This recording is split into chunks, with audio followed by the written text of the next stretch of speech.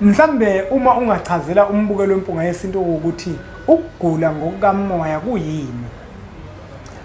Ukugula ngokamoya kusuke kuphatha imfuno kamoya. Ongabe uphila egazini lakho, ongabe lo moya okade uphila kumkhulu noma kukhokho noma kukhokho khulu. Noma mhlambe kugogo thile. Yeah. Manje lo moya lo umkhulu mhlambe lo moya wawuhlalisa.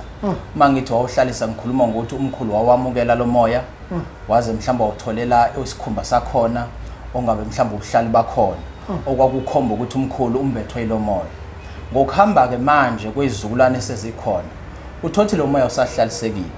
Ngokuthi phela umkhulu angithi wawamukelile. Njengalokho umkhulu wayewamukelile lo moya. Nina nizaleke ngalo moya usuka bani kumkhulu ngamamazi lo moya unembethe nina ngabantwana balo moya manje kutholakala ukuthi ke lo moya usunemfuno njenganalokho awunemfuno kumkhulu uthothi nina manje nazi ukuthi kunalo moya eniphila nawo phakathi kwegceke noma egazini lakho onemfuno thothi wena manje sewuyagula kunezinto ezihamba emzimbeni wakho ungaziqondi ukuthi kuyizini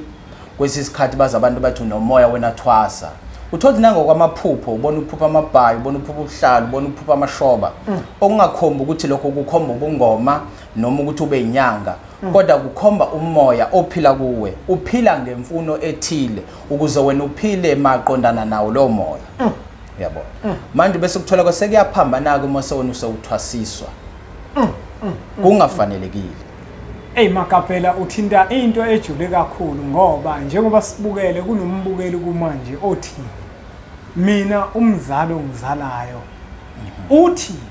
kwakuthiwa yena kufanele abe yisangoma ngoba amaphupho akhe awayekade enawo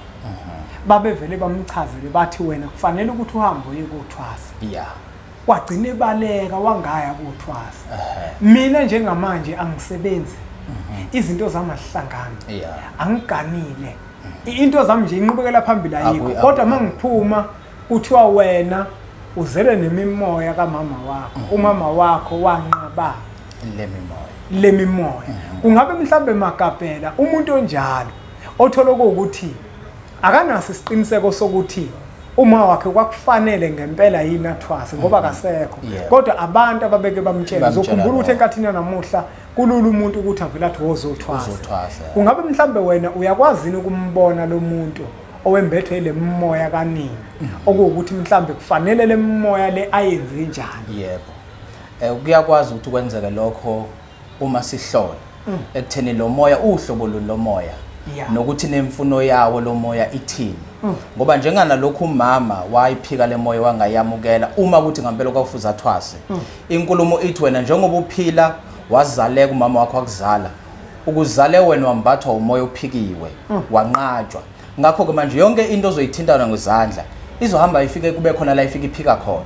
nisho ungasebenzisa usinsikhathi impande uthi mhlawumbe ufuna inhlahla ufuna ukuthola umsebenzi uma ufika egazini lakho usebenzisa lempande ifika iphikwe lo moya ngoba phela lo moya usuka lapha kumama kanti umama yena akawamukelanga wawuphika lo moya uthothi nala ekhani khona niphile nizingane tholakala manje seningaze nithwase nonke ngoba manje lo moya uhamba ubamba la ufuna la uzokwazi khona la uzohlala ulungiselwa khona bese uyahlalisela ulungiselwa khona bese uyahlalisela uthotha ulungiselwa kunalokho bese kuthiwa lo muntu akathwasi uthothi nangu yangena kusisi wakhe noma kubhuti wakhe futhi ngoba usethwasisiwe awulungiswanga kanti wona njengoba unibamba nonke la ekhani iphupha amaphupho niphupha izinto ezithile njengabantu angaze bathwase kanti hayi ngoba ufuna ukuthwasa udinga ukuhlaliseka asisawa sokhuluma nogogo khuluma kokuthethene nezinto amavasha bahlosile bathi usokhulu sokhokho bewe sakhuleka kunina abakhulu hayi khona bogogo nomkhulu igama umfoka mbanje ithi sasimbiza ngonduna kanjaba hayi khona yasuke yahlala impungu sihlephlela ulwazi izinto zaqala zakhanya nenkinga zaphela emphela njaba isisa kithi siyakhala sekhona nenyanga zamanga izinto sakithi siyahamba engathi sekhona abafundisi bamanga impungu ngayishikelela